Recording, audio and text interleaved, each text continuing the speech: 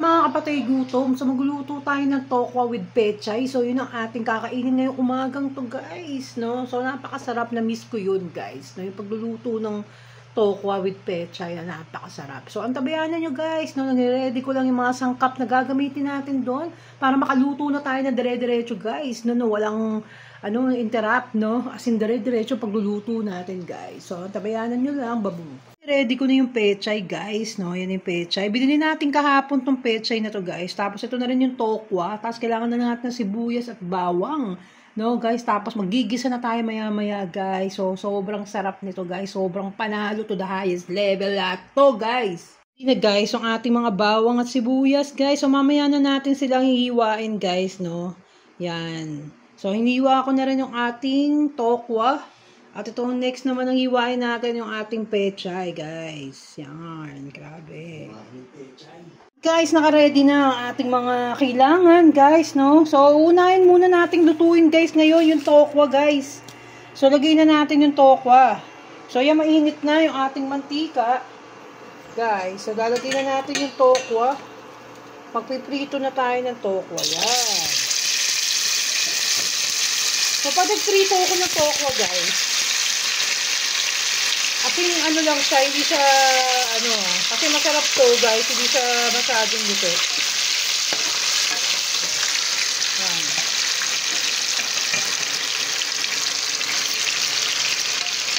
Yan ang ating mga tokwa, guys. So, ito yung tokwa natin. So, mapapansin nyo, guys, yung tokwa dito, sobrang bago ng tokwa. So, pag nasa Pasig ako, guys, yung tokwa natin doon, kasi nadudurog, guys, eh. Ang pangit dahil kasi parang stuck na nila yun. Pero yung paggagawa ng tokwa dito, niriyan nyo pa yan, no? Hiniwa-hiwa ko na yan. So, hindi naman nagkadurog-durog. So, maganda yung talaga yung texture ng tokwa dito, guys. Yan. Magdagdag pa tayo. So, ayan lang natin ganyan-ganyan, guys. So, mamaya, after nitong magluto tayo ng tokwa, gigisan naman natin yan, guys. Yung mga bawang at sibuyas. Pwede rin kayo maglagay ng luya. Pampalasa, guys. Yan, masarap nga. Masarap nga pala pag may luya, guys. Maglagay kayo. Yan. So, ayan, guys.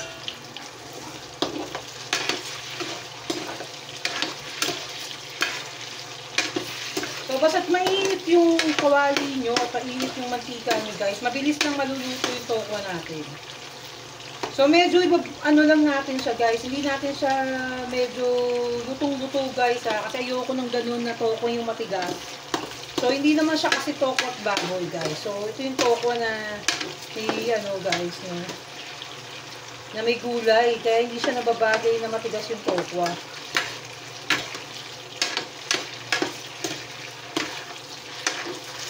So, ganyan-ganyan lang.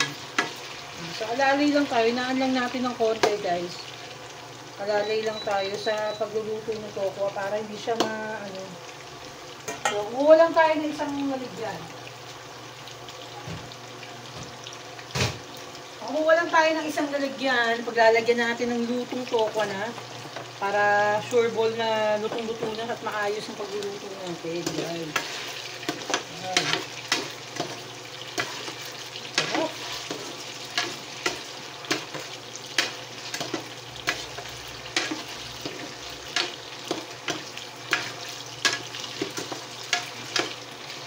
Bango.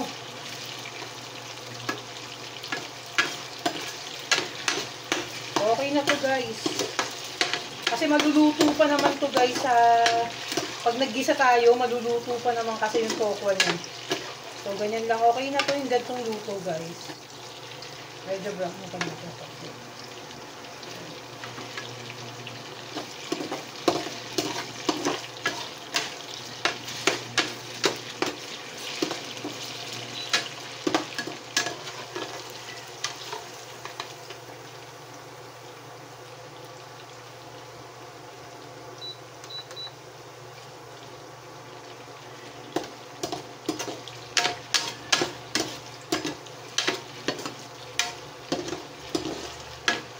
So, ganyan lang, guys.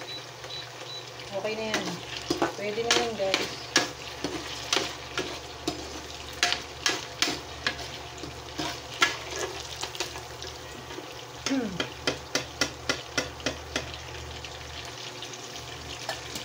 Kasi pag nagtubig naman tayo guys, luto na to eh. Maluluto rin naman to pag ano tayo ng sabaw doon sa ating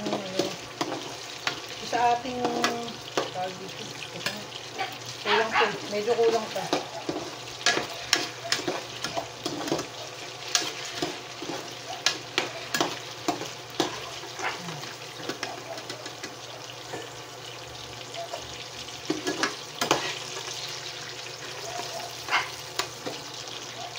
Tapos ang sahog ang ano natin mamaya, terno nitong gulay natin, tusino guys. Tusino na lang yung pinaka-terno natin dito. So, lagay na natin.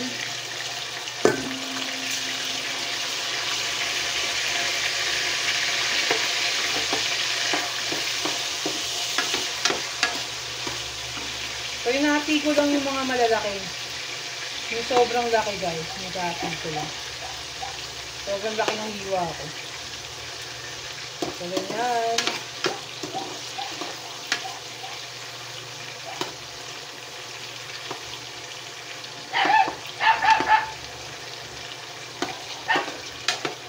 Natahol yung aso namin, guys. Tahol.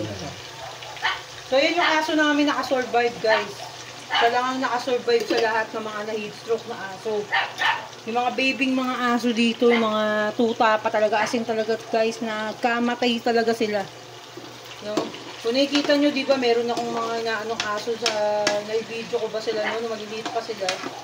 Kasi dinala sila dito, guys, asin talagang baby pa sila. Asin ano pa sila, guys.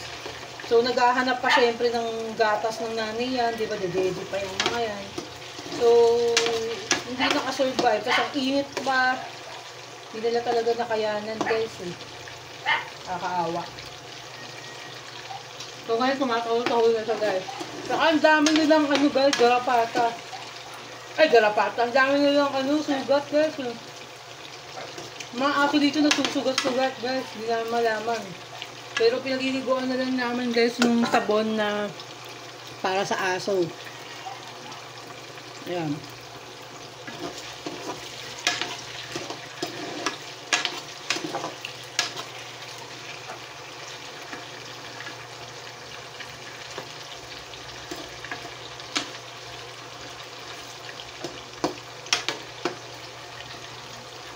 So, yan.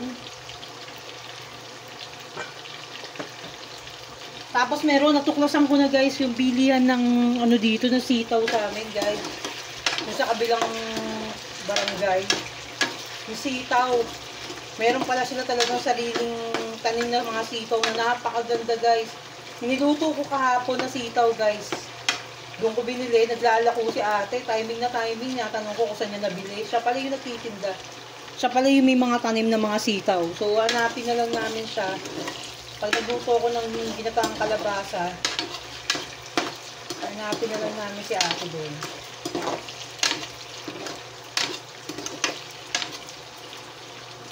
So, dito ang gaganda ng mga ano talaga guys. Sariwang tilapia. Diba? Sariwang ganda yung tokwa. Diba? Tsaka never ako nakaano ng itlog dito guys. Bumibili ako ng 2 tray ng itlog. Never akong nakabili ng itlog na sira. Guys, take note. Ha? Sa Manila, bumibili ako ng itlog guys na tray. Halos grabe guys. Yung ano, siguro mga 10 piraso sira. Nakikita nyo naman sa mga vlog ko, di ba? Pag nag-aayos ako ng mga panin, bumibili ako sa Pasig, di ba? So dito hindi ako nasisiraan ng itlog. No? Hindi siya nabubugok guys.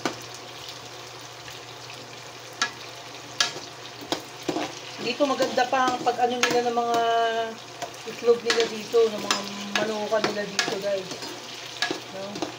Pero yung ano guys, kasi yung manok po na niluto ko, kaya ganun kaliit yun. Kasi hindi siya man siya, ano guys, sa grocery yun eh. Sa grocery kasi yun guys. Kaya lang wala pa akong nakikita natitinda ng fresh na manok talaga, yung bagong katay. Yun ang gusto kong hanapin talaga na bilihan dito guys. Yun ang mapuntahan. Kasi yung nagdebut ako sa palengke guys. As in, puro frozen. Yung tinda nila frozen guys eh. Oh, pero may mabibila na native na manok. Nakapagpabili ako ng native nun eh. Siguro try kung ano, kung merong ano, magpapahanap ako kay Mamang Mason o Mamang Roswell ng bilihan ng mga manok na fresh talaga para, di ba, as in lahat na ng mga kinakain natin talaga guys, no, talaga as in lahat fresh niya. Di ba? So, unti-unti nating hanapin. No, yung mga bilihan talaga, matuklasan, no, yung mga bilihan. Pero pa kasi ako hindi napupuntahan na tindahan dito guys, sa may, dun nga sa lugar namin, yung isang, meron sila kasing maliit na market dito, yun yung hindi ko pa nadadalaw guys, ay yung gusto kong puntahan talaga. Yung market na yun, baka nandun nagtitinda yung ano eh, mga fresh na manok eh.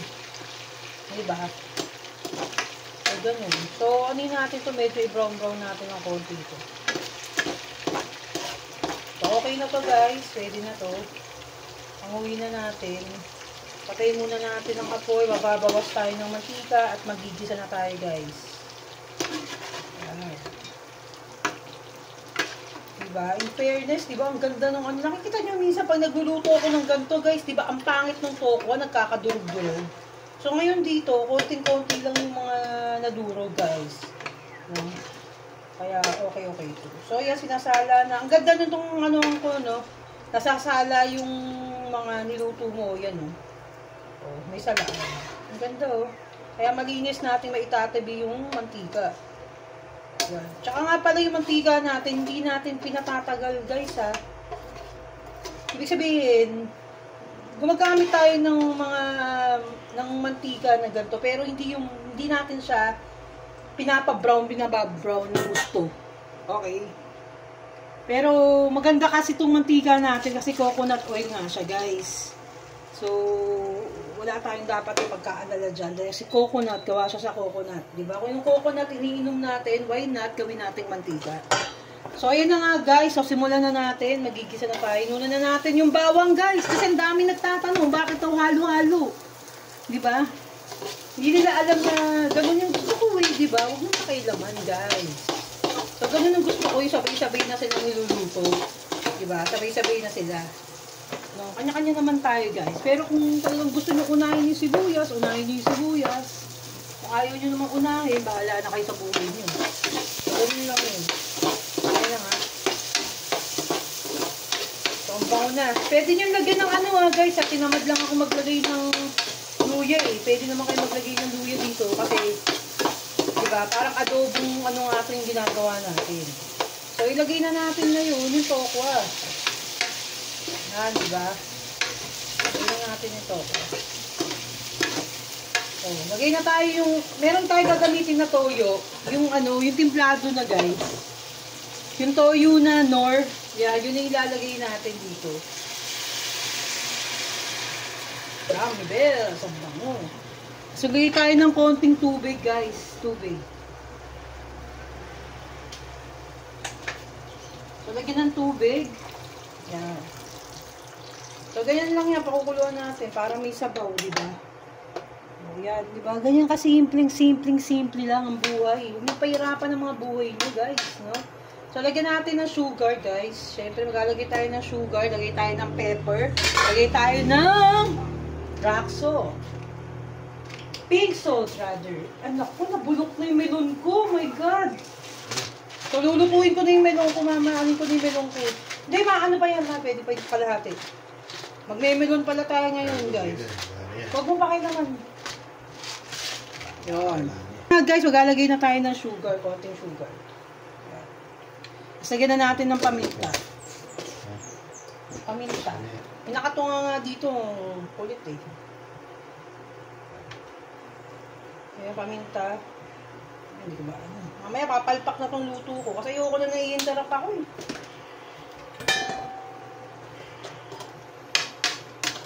So ayan, sarap na guys. Amoy ano no, yung sibuyas na umano na dun sa tokwa.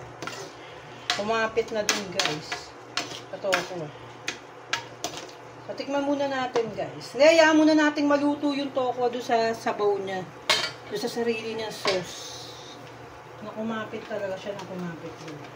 Patikman muna natin. Wala, sarap na. Sarap na guys. So, ayan lang natin siyang kumulo na kumulo dyan. Ayan natin natin siya. Ayan natin siya. So, nakikita nyo guys, naluto na talaga ng gusto yung tokwa natin guys. Ayan o, ang ganda ng pagkaluto ng tokwa. Ang ganda talaga ng pagkaluto ng tokwa guys. Ayan, kita-kita nyo. O, yan. So, lagay na natin guys. Ilagay na natin yung pechay. No, kasi luto na yung tokwa natin. So, kumapit na yung mga flavorings na mga pinaglalagay natin dyan. So, yun na nga. So, ito na nga. Nilagay na natin yung pechay. So, maraming pechay yung luto natin ngayon. So, akala nyo lang kasi madami yan. So, pag nag-ano na yan, no, naluto na yan guys. Siyempre, kukunti na yan. Akala lang natin napakadami. Yan. Sobrang fresh. Mas fresh pa sa inyo. Mas fresh pa sa inyo ang pechay na to. So, ayan ang ating pechay. Nilagay na natin. O, diba? So, antayin natin kumulo na kumulo. So, habang gumagawa tayo ng melon, hayaan na muna natin yung pechay dyan. Na maluto siya. Na kumapit siya. At ma-absorb niya ang mga sabaw. Yan. Iangat natin ang tokwa. Kasi nga, baka madurog ang tokwa. So, inangat natin, guys. Inangat lang natin sila. So, napakaganda ng ating ginagamit na pangsandok. So, minsan nakakalimutan kong gamitin tong pangsandok na to, guys. So, yan na nga. Tingnan natin siyang kumulo.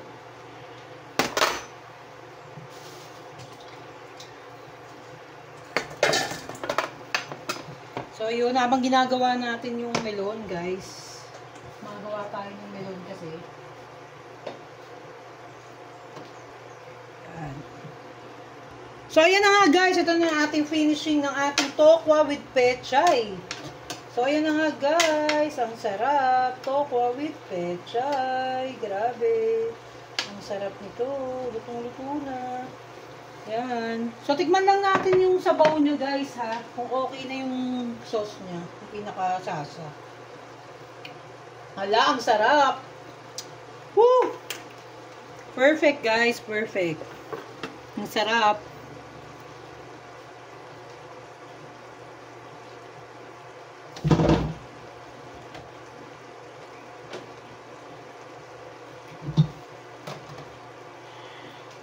Ayan, perfect na guys. Lutong-luto na.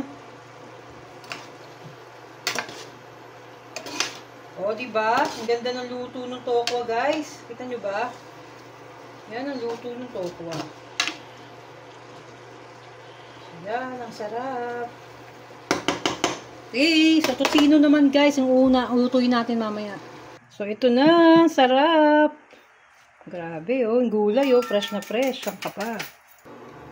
So, ang gamit nating tocino, guys. So, ang ating Pure Foods Classic Tocino. So, ito ang ating tocino ngayon is Pure Foods. Yan.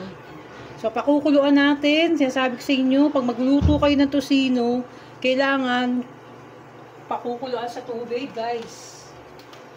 Para hindi masunog at maganda yung pagkaluto nyo, maalis yung mga iba pang asukal. Diba? So, yan.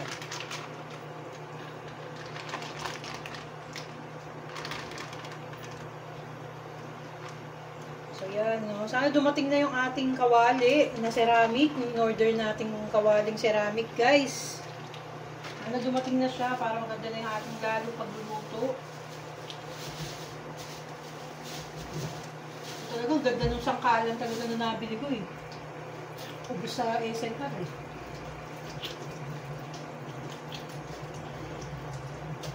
So, meron tayong nabiling sangkalan, guys, sa SNR.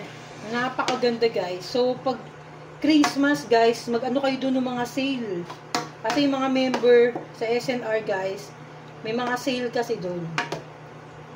So, sobrang mura nung pagkabili ko dito doon sa sangkalan na nabili ko. Tatlo siyang malalaking sangkalan, guys. Hindi siya ordinaryong sangkalan. Para siyang gawa siya sa ano, ito. Ayan, guys, sa sangkalan natin. Sabater yung brand niya, ng sangkalan. Tatlong ganito to, guys, malalaki. So, pakita ko muna sa inyo yung sangkalan, guys. So, ayan yung sangkalan, guys, nakikita nyo. Tatlong ganyan, malalaki. Sabater yung brand. Sa SNR kayo bumili. Pero ngayon, tingnan nyo yung ibang branch, baka meron pa. Kasi dito sa Lucena, as in, ubos yan, noong December pa lang. So, yan, pinakukuluan natin ang ating Toshino. Toshino. Ang ating Toshino. Yan. So, gugupitin ko yung tosino, guys. Para maluto siya. Yung ano, di ba? Kasi nga, hindi naluluto yung ano niyan, guys, eh. Pag ganyan kakapal yung ano niya. So, ginugupit ko yan. Pati yung tapa, di ba? Pag nagluluto tayo ng tapa, di ba ginugupit ko rin? Kasi para maluto talaga, guys. Kasi di ba, minsan makakapal kasi ito, di ba? Hindi naluluto yan. Pag pinurito nyo, sunog agad, tapos hindi naluluto yung loob. So, ganyan. Gumamit kayo ng scissors na pang pagkain nyo lang ginagamit. Hindi yung kung saan nyo ginagamit yung scissors. Okay? So, yan. Ang tosino. Ganyan. Siyempre, kailangan meron tayong partner dun sa ating gulay. No? So, yan. So, after natin gamitin, linisin ko agad yung mga ginagamit na like to, yung scissors, di ba? Para kahit stainless steel siya, guys, no? Kailangan natin punasan, di ba? Linisin agad, punasan, para mas okay. Yan. So, yan, kumukulo na yung tosino natin. So, sarap ng toko, ah. Grabe, ang sarap. Grabe. Panalo, guys. Ang tindi. Ang tindi. Sobrang tindi. Matindi pa sa mga katindihan nyo.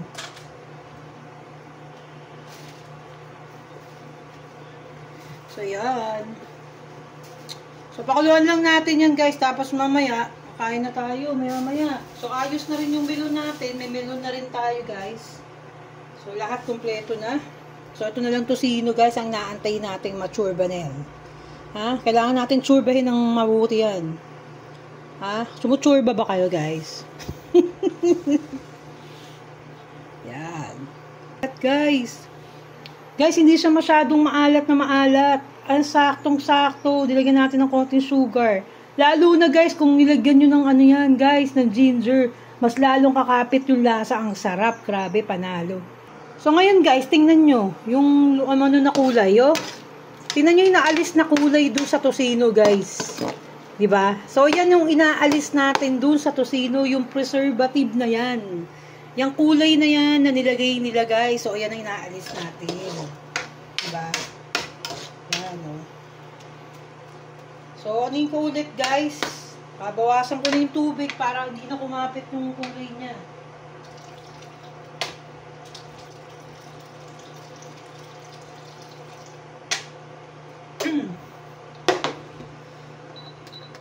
So, ayan guys, inalis na natin yung kulay. Yung tubig na mayroong kulay, guys. Yan.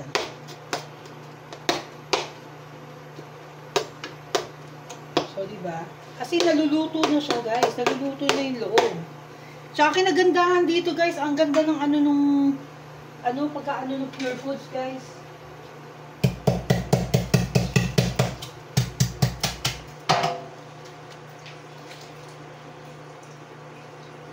Ang ganda ng pagkaano ng Pure Foods.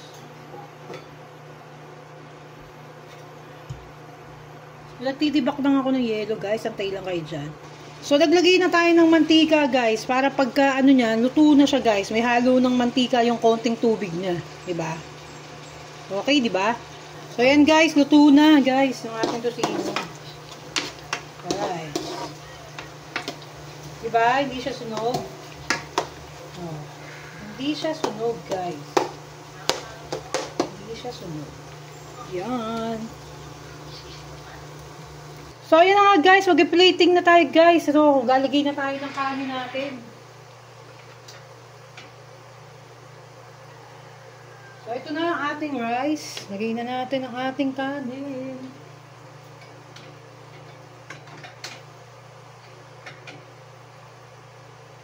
Yan. So, yan ang ating rice. Ayusin lang natin, guys. Ating rice.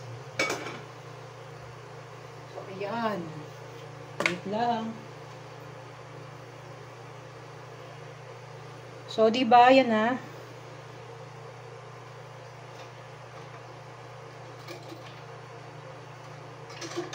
So, ilalagay na natin yung ating tokwa. Ito yung ating napakasarap na tokwa, guys. Yan, tokwa. Side dish, guys. Yan, tokwa. Tokwa with pechay. Siyempre. Ang sarap, di ba? Pechay at tokwa. Ang sarap. So, ilagay na natin yung ating tosino, guys. Sa side. Ang ating tosino.